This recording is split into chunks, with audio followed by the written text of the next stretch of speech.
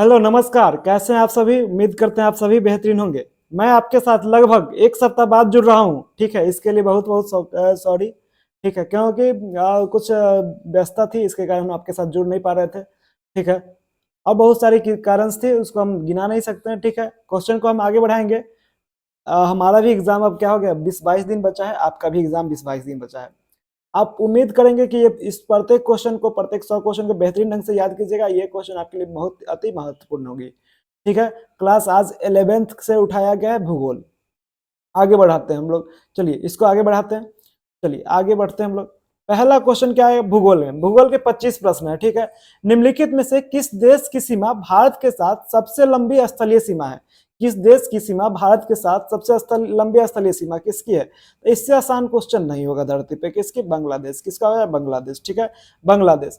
निम्नलिखित में कौन सा देश क्षेत्रफल में भारत से बड़ा है। क्षेत्रफल में भारत से बड़ा कौन है? देखिए, भारत से बड़ा क्षेत्रफल में कुल 6 देश हैं। कौन कौन से? पहले तो है भाई कौन सा, रूस। उसके बाद कनाडा। फिर कौन है? चीन है। उसके बाद अमेरिका। फिर कौन है बताइएगा? ब्राजील। फिर कौन है? ऑस्ट्रेलिया। फिर क्या है? भारत। तो इसका सही उत्तर क्या हो जाएगा? चीन। इसमें सही उत्तर क्या होगा? चीन। क्या हो जाएगा? चीन। क्या हो जाएगा? चीन। अगर आप सीधी रेखा में भारत से राजस्थान भारत के राजस्थान से नागालैंड की यात्रा करें, यानी कि भारत में ही राजस्थान और नागालैंड दोनों भारत का ही राज्य है। ठीक है, अगर आप सीधी रेखा में राजस्थान से नागालैंड की यात्रा करें तो निम्नलिखित में से किस को एक को आप नहीं पार करेंगे। आपके पास ऑप्शन है यमुना नदी, सिंधु नदी, गंगा नदी, उपरोक्त में से कोई नहीं, उपरोक्त में से एक से अधिक। किस एक को पार नहीं करेंगे? तो सिंधु नदी को। किसको पार नहीं करेंगे? सिंधु नदी को पार नहीं करेंगे।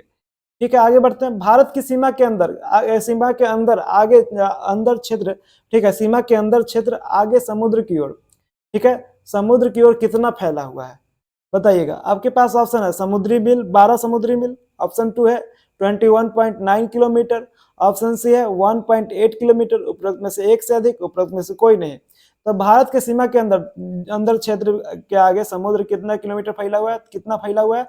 तो 12 समुद्री मील फैला हुआ है। कितना? 12 समुद्री मील। और 21.9 किलोमीटर। क्या होगा? 21.9 किलोमीटर इतना फैला हुआ है। ठीक है, आगे बढ़ते हैं हम लोग। एक मानक मील बराबर होता है। एक मानक मील किसके बराबर होगा? आपके पास ऑप्शन है 72,960 इंच के बराबर, 63,360 इंच के बराबर, 1.6 किलोमीटर के बराबर, उपरोक्त में से कोई नहीं, उपरोक्त में से एक से अधिक। तो इसका सही उत्तर क्या हो जाएगा? इसका सही उत्तर क्या हो जाएगा? एक मानक मील किसके? 63,360 इंच के बराबर और 1.6 किलोमीटर किसके बराबर? 1.6 किलोमीटर के बराबर होता है, उपरोक्त में से एक से अधिक। इसका सही उत्तर क्या हो जाएगा? उपरोक्त में से एक से अधिक।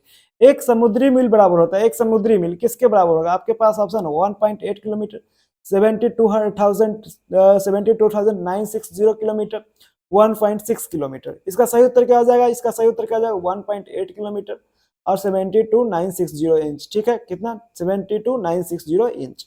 ठीक है, 72,960 इंच। एक समुद्री मील किसके बराबर? 1.8 किलोमीटर और 72,960 इंच के बराबर। ठीक है, आगे बढ़ते हैं हम लोग।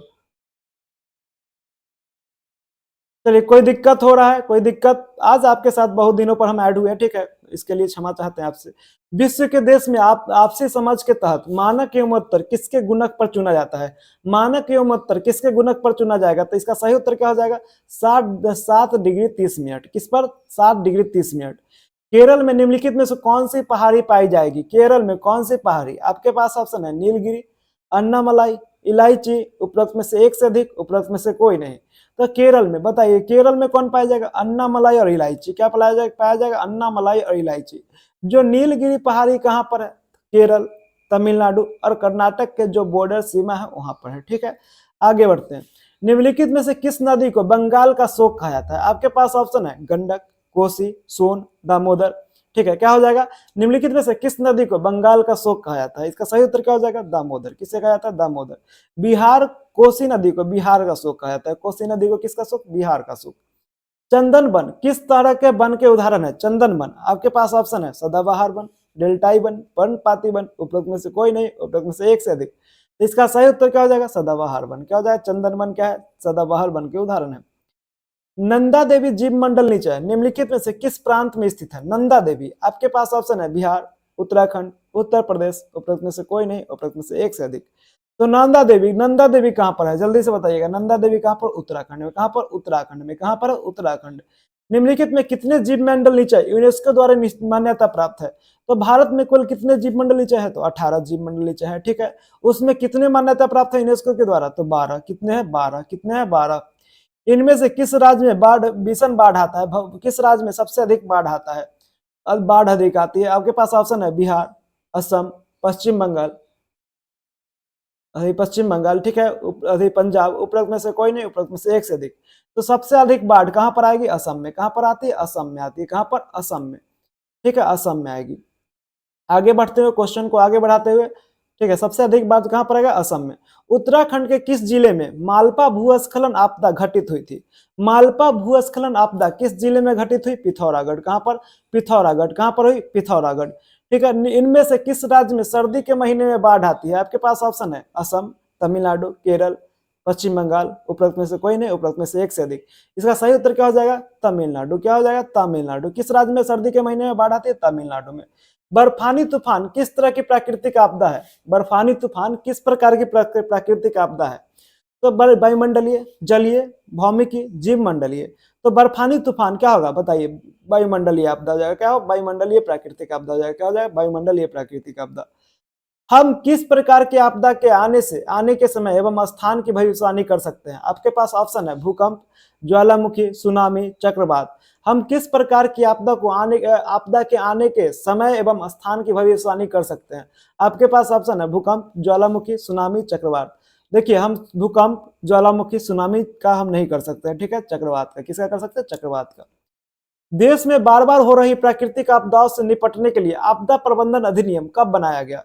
आपदा प्रबंधन अधिनियम कब बनाया गया? आपका ऑप्शन है 23 दिसंबर 2005, 23 नवंबर 2005, 23 जुलाई 2005। इसका सही उत्तर क्या हो जाएगा भाई? क्या हो जाएगा? आपदा आपदा प्रबंधन अधिनियम 23 दिसंबर 2005 कब बनाया गया? 23 दिसंबर 2005। ध्रुवों के अक्षांश होते हैं, ध्रुवों के अक्षांश होते हैं 0 डिग्री, 90 डिग्री उत्तर, 90 डिग्री दक्षिण। उपरोक्त में से एक से अधिक, उपरोक्त में से कोई नहीं। तो मेरे भाई ध्रुवों के अक्षांश कितने होंगे? तो 90 डिग्री उत्तर क्या होंगे? 90 डिग्री उत्तर और 90 डिग्री दक्षिण, ठीक है। जो 0 डिग्री अक्षांश होते हैं उसे हम विषुवत वृत्त कहते हैं या विषुवत रेखा के नाम से जानते हैं, ठीक है। उपरोक्त में से एक से अधिक। क्या हो जाएगा? उपरोक्त में से एक से अधिक, ठीक है। आप लोगों ने सारा रिवीजन कर लिया होगा, इसलिए क्या है, हम लोग का ये प्रैक्टिस सेट चल रहा है। आगे बढ़ते हैं। यदि अक्षांशों को 1 डिग्री अंतराल पर खींचते हैं तो उत्तरी एवं दक्षिणी दोनों गोलार्ध में कितने अक्षांश समानांतर होंगे? उत्तरी एवं दक्षिणी दोनों गोलार्ध में कितने अक्षांश समानांतर होंगे? तो 89। कितने होंगे? 89। टोटल कितने अक्षांश होते हैं? तो 179। किसको? विषुवत वृत्त को लेकर के, ठीक है, समानांतर होंगे, ठीक है, समानांतर रेखा होती है 179। पृथ्वी के प्रत्येक अक्षांश के बीच की दूरी कितनी किलोमीटर है? पृथ्वी के प्रत्येक अक्षांश के बीच की दूरी कितने किलोमीटर की होती है? तो पृथ्वी के प्रत्येक अक्षांश के बीच की दूरी कितने किलोमीटर की होती है? बताइए कितने किलोमीटर की? 111 किलोमीटर। कितना? 111 किलोमीटर की होती है। ध्रुव पर अक्षांश की लंबाई, ध्रुव पर अक्षांश की लंबाई कितनी होगी? ध्रुव पर अक्षांश की लंबाई कितनी होगी? जल्दी से बताइएगा, ध्रुव पर अक्षांश की लंबाई कितनी होगी? तो 111.7 किलोमीटर। क्या होगा? 111.7 किलोमीटर होता है। ध्रुव पर अक्षांश की लंबाई कितना होगा? 111.7 किलोमीटर, ठीक है। आगे बढ़ते हैं हम लोग। विषुवत रेखा पर क्या होगा? 110.6 किलोमीटर, ठीक है। देशांतर रेखा के बीच की दूरी विषुवत रेखा पर कितनी होती है? देशांतर रेखा के बीच की दूरी विषुवत रेखा पर कितना होगा? आपके पास ऑप्शन है 0 किलोमीटर, 111.3 किलोमीटर, 79 किलोमीटर। तो इसका सही उत्तर क्या हो जाएगा? 111.3 किलोमीटर। क्या हो जाएगा? 111.3 किलोमीटर। क्या हो जाएगा? 111.3 किलोमीटर। ध्रुव पर देशांतर रेखा के बीच की दूरी होती है, ध्रुव पर देशांतर रेखा के बीच की दूरी होती है। आपके पास ऑप्शन है 0 किलोमीटर, 111.3 किलोमीटर, 111.7 किलोमीटर। उपरोक्त में से कोई नहीं, उपरोक्त में से एक से अधिक। तो ध्रुव पर देशांतर रेखा क्या होगा? 0 किलोमीटर। उसके बीच की दूरी क्या होगी? 0 किलोमीटर। इनमें से किससे समानांतर रेखा कहा जाता है? आपके पास ऑप्शन है अक्षांश, देशांतर, अक्षांश एवं देशांतर दोनों को। उपरोक्त में से एक से अधिक, उपरोक्त में से कोई नहीं। तो इसका सही उत्तर क्या हो जाएगा? अक्षांश। क्या हो जाएगा? अक्षांश। क्या हो जाएगा? अक्षांश, ठीक है। अब इतिहास के 50 प्रश्न को हम लोग करने चले। किसके? इतिहास के 50 प्रश्न को। चलिए, इतिहास के 50 प्रश्न। असहयोग आंदोलन के बाद गया में कांग्रेस 1922 ईस्वी के अधिवेशन की अध्यक्षता किसने की? कांग्रेस के 1922 ईस्वी के अधिवेशन की अध्यक्षता किसने की? तो इसका क्या हो जाएगा? चित्तरंजन दास। किसने किया था? चित्तरंजन दास। किसने किया? चित्तरंजन दास। भारतीय कम्युनिस्ट पार्टी एवं राष्ट्रीय स्वयंसेवक संघ की स्थापना कब हुई? आपके पास ऑप्शन है 1926, 1924, 1927, उपरोक्त में से कोई नहीं, उपरोक्त में से एक से अधिक। तो इसका सही उत्तर क्या हो जाएगा? 1924। क्या हो जाएगा? 1924। क्या हो जाएगा? 1924। हिंदुस्तान सोशलिस्ट रिपब्लिकन आर्मी का गठन भगत सिंह और उनके साथियों द्वारा कब किया गया? हिंदुस्तान सोशलिस्ट रिपब्लिकन आर्मी का गठन भगत सिंह एवं उनके साथियों के द्वारा कब किया गया? आपके पास ऑप्शन 1924, 1925, 1928, उपरोक्त में से कोई नहीं, उपरोक्त में से एक से अधिक। तो हिंदुस्तान सोशलिस्ट रिपब्लिकन आर्मी का गठन 1928 में भगत सिंह एवं उनके साथियों के द्वारा किया गया। पंडित जवाहरलाल नेहरू द्वारा किस अधिवेशन में पूर्ण स्वराज का प्रस्ताव पारित किया गया? पंडित जवाहरलाल नेहरू द्वारा किस अधिवेशन में पूर्ण स्वराज का प्रस्ताव पारित किया गया? आपके पास ऑप्शन है 1929 का लाहौर अधिवेशन, 1931 का कराची अधिवेशन, 1932 का दिल्ली अधिवेशन, उपरोक्त में से कोई नहीं, उपरोक्त में से एक से अधिक। तो इसका सही उत्तर क्या हो जाएगा? पंडित जवाहरलाल नेहरू द्वारा पूर्ण स्वराज का प्रस्ताव 1929 के लाहौर अधिवेशन में पारित किया गया। ठीक है, आगे बढ़ते हम लोग। किस दिन पंडित जवाहरलाल नेहरू ने लाहौर में रावी नदी के तट पर तिरंगा फहराया? देखिए, लाहौर में रावी नदी के तट पर तिरंगा फहराया था किस दिन? तो इसका सही उत्तर क्या होना चाहिए? 31 दिसंबर 1929। ठीक है, उस दिन उन्होंने फहराया था। लेकिन पूरे भारत में कब फहराया गया था? 26 जनवरी 1930 को फहराया गया था। ठीक है, आप दोनों चीज को याद कीजिएगा। ठीक है, विकिपीडिया के द्वारा। लेकिन हमारा बुक क्या मानता है? 26 जनवरी 1930 ही मानता है। ठीक है, हम क्या मानेंगे? 26 जनवरी 1930 एससीईआरटी के द्वारा। ठीक है, अगर विकिपीडिया से अगर करना होगा तो 31 दिसंबर 1929 को मानेंगे। ठीक है, आगे बढ़ते हम लोग। बैकुंठ शुल्क का जन्म 1910 में कहां पर हुआ? बैकुंठ शुल्क का जन्म 1910 में कहां पर हुआ?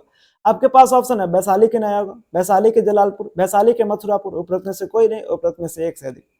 तो वैशाली के जलालपुर कहां पर हुआ? वैशाली के जलालपुर। जो आप देख रहे होंगे वैशाली के नया गांव, ये मेरा जन्मस्थल है। ठीक है, मेरा घर है। ठीक है, वैशाली के नया गांव में। ठीक है, मेरे द्वारा क्वेश्चन क्रिएट किया जाता है तो हम क्या करते हैं? एक ऑप्शन अपना खुद का डाल देते हैं, अपने गाँव का नाम डाल देते हैं। कोई दिक्कत है? बताइए, कोई दिक्कत नहीं ना। आगे बढ़ते हैं हम लोग। निम्नलिखित में से किसने भगत सिंह, राजगुरु तथा सुखदेव के खिलाफ गवाही दी जिससे इन लोगों को 23 मार्च 1930 में फांसी की सजा दी गई? निम्नलिखित में से किसने भगत सिंह, राजगुरु तथा सुखदेव के खिलाफ गवाही दी जिससे इन लोगों को 23 मार्च 1930 में फांसी की सजा दे दी गई? तो इसका सही उत्तर क्या हो जाएगा? बताइए, क्या हो जाएगा? फांसी की सजा दी गई। किसके कौन गवाही दे दिया था? फणींद्रनाथ घोष। कौन? फणींद्रनाथ घोष। कौन दे दिया था? फणींद्रनाथ घोष। ठीक है, फणींद्रनाथ घोष। यहाँ पर क्या हो जाएगा? बैकुंठ शुल्क की जगह पर क्या हो जाएगा? फणींद्रनाथ घोष होगा। ठीक है, फणींद्रनाथ घोष पर हमला बैकुंठ शुल्क एवं चंद्रमा सिंह के द्वारा किया गया। तो बताएं, फणींद्रनाथ घोष का मृत्यु कब हुई? तो फणींद्रनाथ घोष पर हमला कब हुआ था? 9 नवंबर 1932 को चंद्रमा सिंह और बैकुंठ शुक्ल के द्वारा हुआ था। उनकी मृत्यु कब हुई थी? 17 नवंबर 1932 को। कब हुई? 17 नवंबर 1932। बैकुंठ शुक्ल को किस जेल में 14 मई 1934 को फांसी की सजा दे दी गई? बैकुंठ शुक्ल को किस जेल में 14 मई 1934 को फांसी की सजा दे दी गई? आपके पास ऑप्शन है पटना का कैंप जेल, पटना का बांकीपुर जेल, गया जेल, उपरोक्त में से कोई नहीं, उपरोक्त में से एक से अधिक। बैकुंठ शुक्ल को किस जेल में 14 मई 1934 को फांसी की सजा दे दी गई? तो कहां पर? गया जेल में। कहां पर? गया जेल में। ये पकड़े कहां गए थे? हाजीपुर सोनपुर जो अभी पुल है वहां पर पकड़े गए थे। ठीक है, आगे बढ़ते हम लोग। नमक कानून को तोड़ने के लिए गांधी जी द्वारा सविनय अवज्ञा आंदोलन कब शुरू किया गया? नमक कानून को तोड़ने के लिए गांधी जी द्वारा सविनय अवज्ञा आंदोलन कब शुरू किया गया? आपके पास ऑप्शन है 12 फरवरी 1930, 12 मार्च 1930, 12 अप्रैल 1930। तो इसका सही उत्तर क्या हो जाएगा भाई? 12 मार्च 1930। क्या हो जाएगा? 12 मार्च 1930। क्या हो जाएगा? 12 मार्च 1930। क्या होगा? 12 मार्च 1930। कोई दिक्कत? कोई दिक्कत मेरे भाई? कोई समस्या, कोई तकलीफ है आपको? कोई दिक्कत? बताइए। 12 मार्च 1930। गांधी जी ने कितने साथियों के साथ साबरमती से दांडी के लिए नमक कानून तोड़ने निकले थे? गांधी जी कितने साथियों के साथ साबरमती से दांडी के लिए नमक कानून तोड़ने को निकले? 79। कितने? 79 साथी। कितने? 79 साथी। गांधी जी ने सविनय अवज्ञा आंदोलन के दौरान दांडी कब पहुंचे? गांधी जी सविनय अवज्ञा आंदोलन के दौरान दांडी कब पहुंचे? आपके पास ऑप्शन है 12 मार्च 1930, 6 अप्रैल 1930, क्या है 16 अप्रैल 1930। तो दांडी कब पहुंचे? बताइए। इसका सही उत्तर क्या जाए? 6 अप्रैल 1930। कब पहुंचे? 6 अप्रैल 1930। ठीक है, आगे बढ़ाते हुए ठीक है, प्रैक्टिस क्लास 19 को आगे बढ़ा रहे हैं हम लोग। ठीक है, आगे बढ़ते हैं। देखिए, प्रांतों में सरकार के गठन का प्रावधान किस अधिनियम के तहत किया गया? प्रांतों में सरकार के गठन का प्रावधान किस अधिनियम के तहत किया गया? आपके पास ऑप्शन है 1935 का भारत सरकार अधिनियम, 1919 का मॉन्टेग्यू चेम्सफोर्ड अधिनियम, 1946 का कैबिनेट मिशन, उपरोक्त में से कोई नहीं, उपरोक्त में से एक से अधिक। तो इसका सही उत्तर क्या हो जाएगा? प्रांतों में सरकार के गठन का प्रावधान किस अधिनियम के तहत किया गया? 1935 के भारत सरकार अधिनियम। क्या हो जाएगा? 1935 का भारत सरकार अधिनियम। 1937 में भारत के 11 प्रांतों के चुनाव हुए, जिसमें से कितने प्रांतों की में कांग्रेस की सरकार चुनी गई? आपके पास ऑप्शन है 8, 6, 7, उपरोक्त में से कोई नहीं, उपरोक्त में से एक से अधिक। क्या हो जाएगा इसका सही उत्तर? 7। क्या हो जाएगा? 7। क्या हो जाएगा? 7। 1939 में कांग्रेसी सरकार ने क्यों इस्तीफा दिया था? 1939 में कांग्रेसी सरकारों ने क्यों इस्तीफा दिया? आपके पास ऑप्शन है द्वितीय विश्व युद्ध के बाद भारत के आजाद करने की शर्त पर, गांधी जी को जेल में डाला गया इसलिए, उन्होंने जालियांवाला बाग कांड याद आ गई थी इसलिए, उपरोक्त में से कोई नहीं, उपरोक्त में से एक से अधिक। तो 1939 में कांग्रेसी सरकारों ने क्यों इस्तीफा दिया? तो क्या होगा? द्वितीय विश्व युद्ध के बाद भारत की आजाद करने की शर्त पर। ठीक है, आगे बढ़ते हम लोग।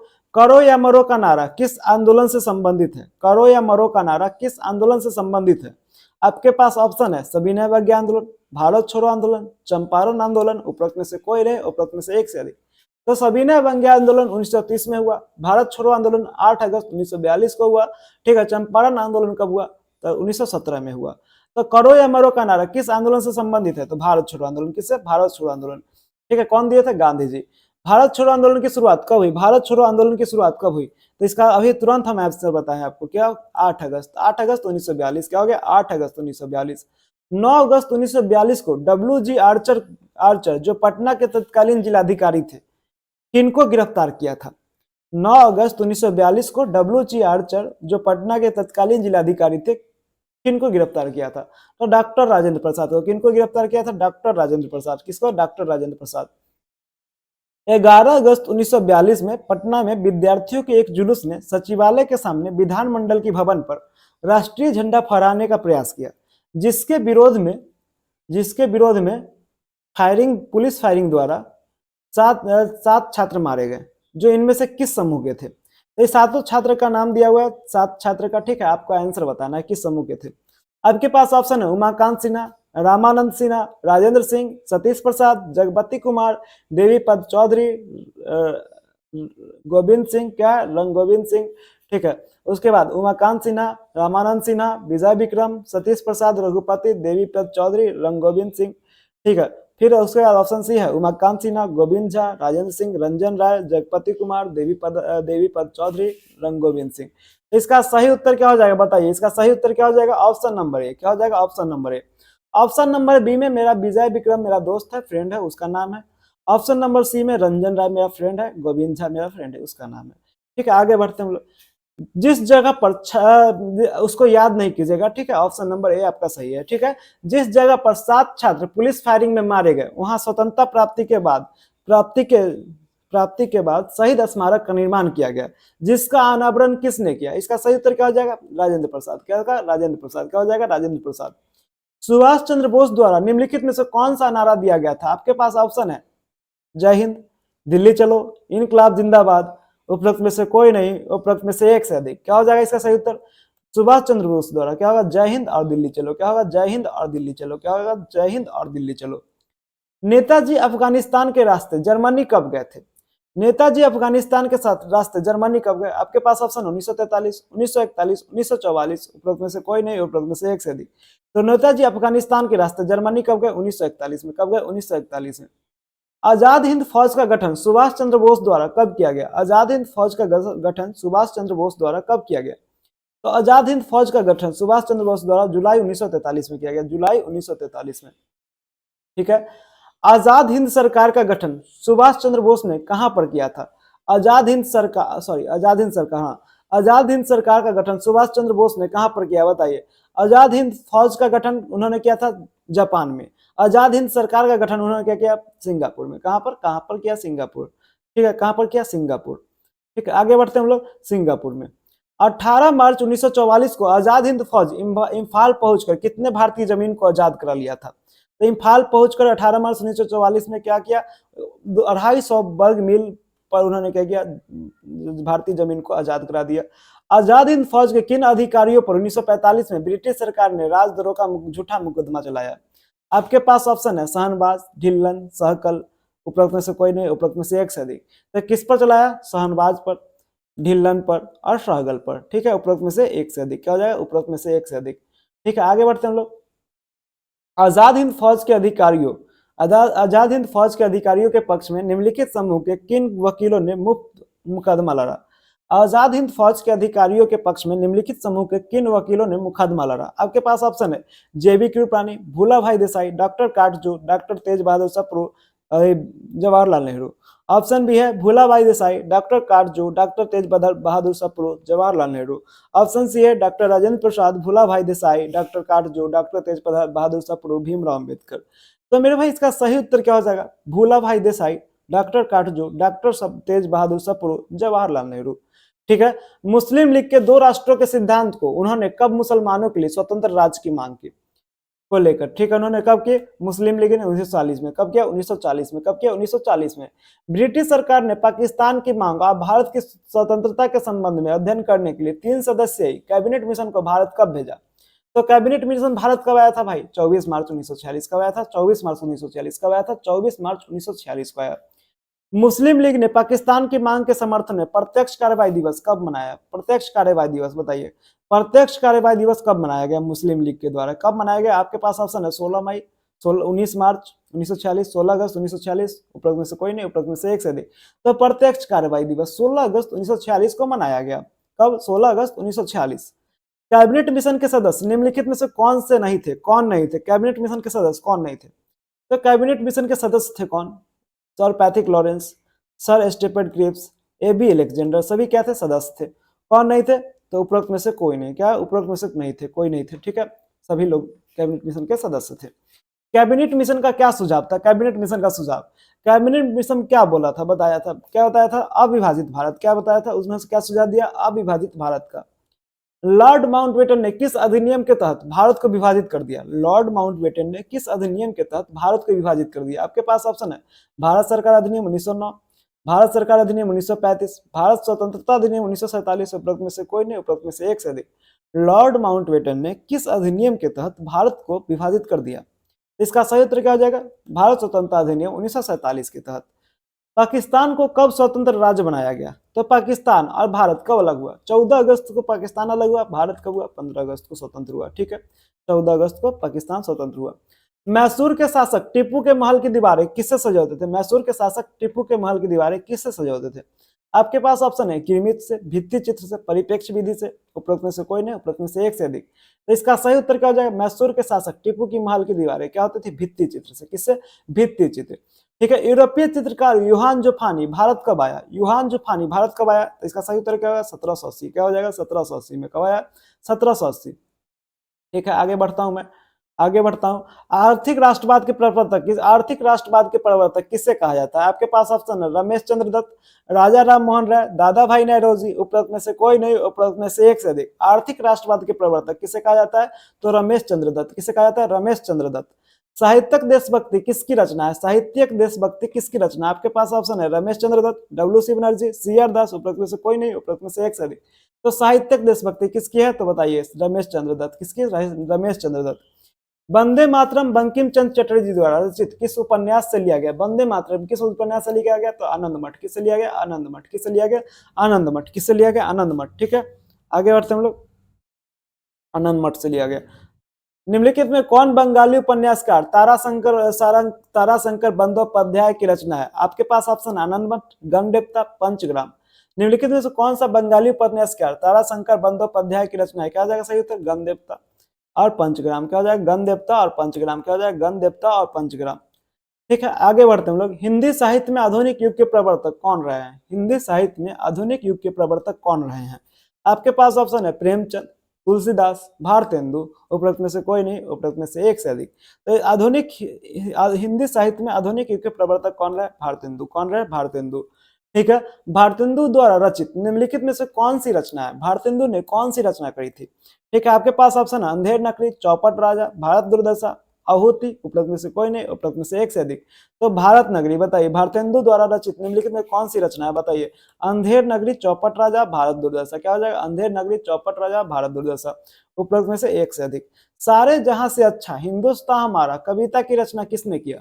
सारे जहां से अच्छा हिंदुस्तान हमारा कविता की रचना किसने किया, अल्लामा इकबाल। किसने किया, अल्लामा इकबाल। किसने किया, अल्लामा इकबाल। किसने किया, अल्लामा इकबाल।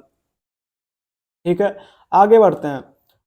सरफरोशी की तमन्ना अब हमारे दिल में है, देखना है जोर कितना बाजू एक कातिल में है।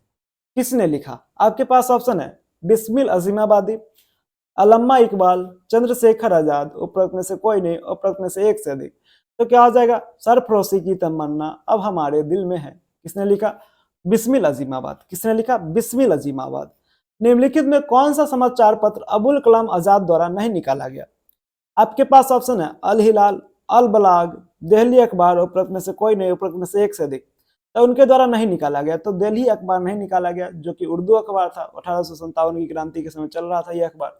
लेकिन अल हिलाल और अल बलाग किनकी रचना है, तो अबुल कलाम आजाद की रचना है।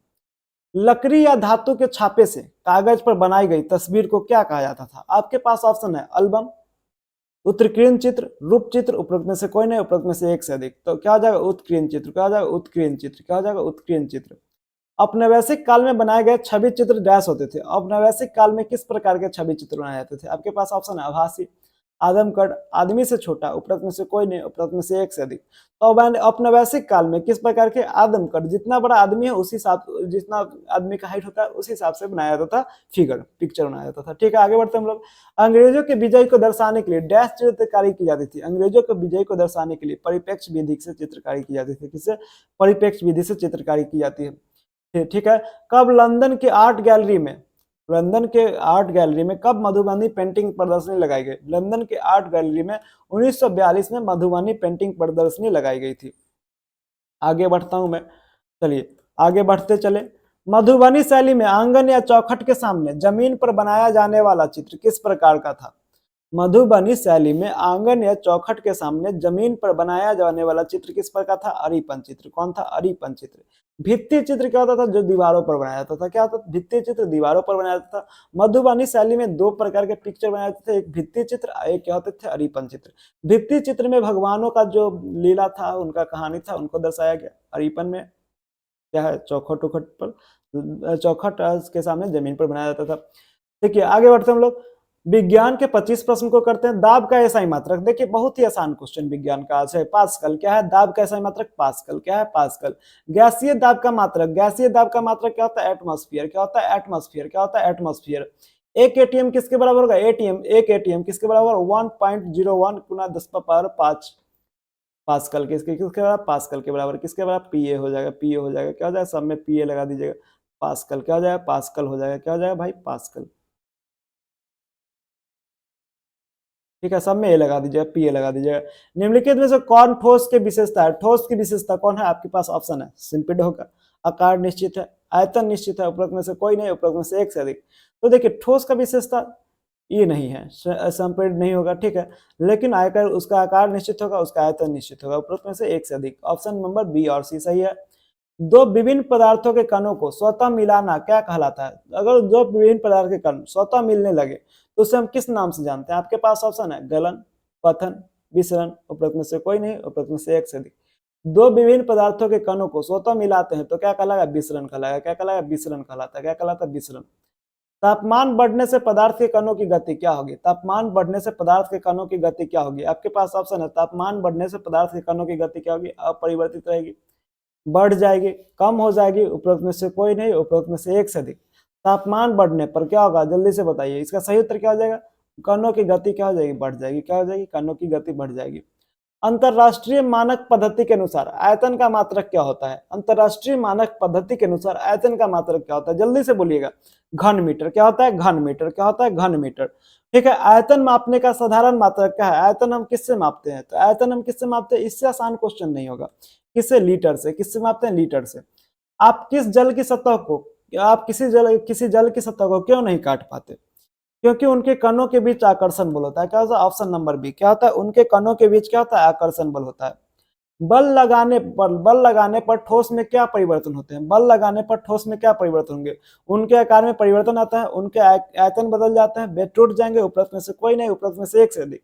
बल लगाने पर ठोस में क्या परिवर्तन होंगे?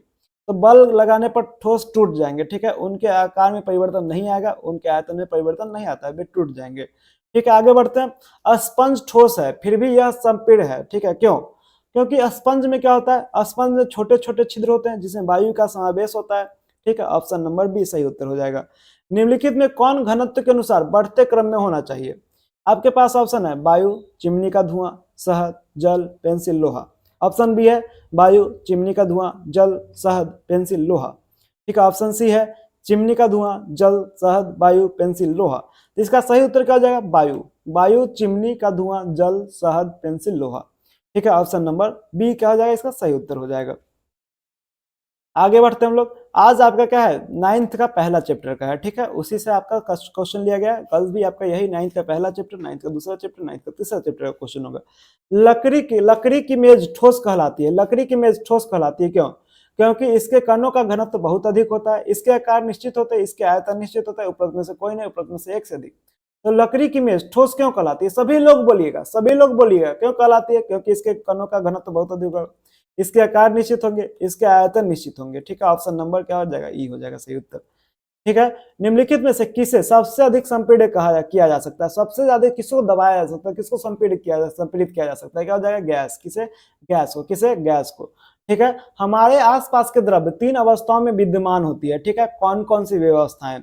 हमारे आसपास के द्रव्य 3 अवस्थाओं में विद्यमान होती है। कौन सी अवस्थाएं? तो ठोस, द्रव और गैस। क्या है? ठोस, द्रव और गैस। क्या है? ठोस, द्रव और गैस। उपरोक्त में से एक से अधिक। किसके कणों की गतिज ऊर्जा सबसे अधिक होगी? कणों की गतिज ऊर्जा सबसे अधिक किसके होगी? ठोस, ठीक है, ठोस, द्रव, गैस। किसकी होगी? बताइए, कणों की गतिज ऊर्जा सबसे अधिक किसमें होगी? गैस में। किसमें होगी? गैस में। किसमें होगी? गैस में। किस प्रकार के कणों के बीच सबसे अधिक आकर्षण बल होता है? किस प्रकार के कणों के बीच, किस प्रकार के पदार्थ के कणों के बीच सबसे अधिक आकर्षण बल होगा? क्या होगा? ठोस। कौन सा पदार्थ? ठोस के बीच। कौन सा? ठोस के पदार्थ के बीच क्या होता है? पदार्थों के कणों के बीच सबसे अधिक आकर्षण बल होगा। किस पदार्थ की अवस्थाओं में परिवर्तन किसी पदार्थ की अवस्था में परिवर्तन किससे किया जा सकता है? आपके पास ऑप्शन है तापमान में परिवर्तन द्वारा, दाब में परिवर्तन द्वारा, ताप एवं दाब दोनों में परिवर्तन द्वारा, उपरोक्त में से कोई नहीं, उपरोक्त में से एक से अधिक। तो हम क्या करेंगे? ताप एवं दाब में परिवर्तन द्वारा हम क्या कर सकते हैं? किसी पदार्थ की अवस्था में परिवर्तन कर सकते हैं। निम्नलिखित में से किस प्रक्रिया में कपूर सीधे परिवर्तित हो जाता है? ठीक है, कपूर सीधे गैस में परिवर्तित हो जाएगा। किस प्रक्रिया में? आपके पास ऑप्शन है कौन सा? क्वथन, उदर्वपातन, उपरोक्त में से कोई नहीं, उपरोक्त में से एक से अधिक। क्या है? किस प्रक्रिया में? तो उदर्वपातन। किसमें? उदर्वपातन में। किसमें? उदर्वपातन। किस प्रक्रम में पदार्थ सीधे गैसीय अवस्था से ठोस अवस्था में आ जाता है? गैसीय अवस्था से ठोस अवस्था में किसमें आ जाएगा? आपके पास ऑप्शन है उदर्वपातन, निक्षेपण, निक्षालन, उपरोक्त में से कोई नहीं, उपरोक्त में से एक से अधिक। तो निक्षेपण। किसके हो जाएगा? निक्षेपण। तापमान का एसआई मात्रक क्या है? केल्विन, मीटर, न्यूटन, उपरोक्त में से कोई नहीं, उपरोक्त में से एक से अधिक। तापमान का एसआई मात्रक क्या होगा? केल्विन। क्या हो जाएगा? केल्विन। क्या हो जाएगा? केल्विन। शुष्क बर्फ किसे कहते हैं? शुष्क बर्फ। आपके पास ऑप्शन है nitrogen oxide, carbon dioxide, potassium oxide, उपरोक्त में से कोई नहीं, उपरोक्त में से एक से अधिक। शुष्क बर्फ किसे कहते हैं? Carbon dioxide. किसे कहते हैं? Carbon dioxide. किसे कहते हैं? Carbon dioxide.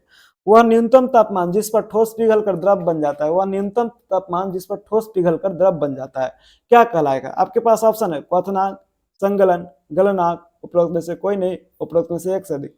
देखिए, गलनांक को ही हम लोग किस नाम से जानते हैं? संगलन के नाम से जानते हैं। ठीक है, तो इसका सही उत्तर क्या हो जाएगा? उपरोक्त में से एक से अधिक। क्या हो जाएगा? संगलन और गलनांक। ठीक है, दोनों क्या है? बात बराबर होता है। वायुमंडलीय दाब पर 1 केजी ठोस को उसके गलनांक पर द्रव में बदलने के लिए जितनी उसमें ऊर्जा की आवश्यकता होती है उसे हम क्या कहते हैं? इसका सही उत्तर क्या हो जाएगा? बताइए, क्या हो जाएगा? संगलन की प्रसुप्त ऊर्जा। क्या कहते हैं? संगलन की प्रसुप्त उष्मा। क्या होती है? संगलन की प्रसुप्त उष्मा। बर्फ का गलनांक कितना है? बर्फ का गलनांक क्या है? 0 डिग्री सेल्सियस, 273.15 केल्विन, 373 केल्विन, उपरोक्त में से कोई नहीं, उपरोक्त में से एक से अधिक। तो बर्फ का गलनांक क्या है मेरे भाई? क्या होगा? 0 डिग्री सेल्सियस और 273.15 केल्विन। 0 डिग्री सेल्सियस और 273.15 केल्विन क्या होता है? एक दूसरे के बराबर होते हैं। ठीक है, तो बर्फ का गलनांक क्या है? 0 डिग्री सेल्सियस और 273.15 केल्विन। तो मेरे भाई आज का क्लास आपको कैसा लगा आप जरूर बताइएगा, कमेंट कीजिएगा। ठीक है, अच्छा लगा तो जरूर बताइएगा, खराब लगा फिर भी बताइएगा, जिससे हमें सुधार करने का मौका मिलेगा, हम उसको सुधार से अच्छा अच्छा सुधार कर सकते हैं। तो चलिए आज भर के लिए इतना ही। नमस्कार, जय हिंद। फिर मिलेंगे आपके साथ अगली वीडियो में। तब तक हंसते रहे, मुस्कुराते रहे, जीवन में आगे बढ़ते रहे। नमस्कार, जय हिंद।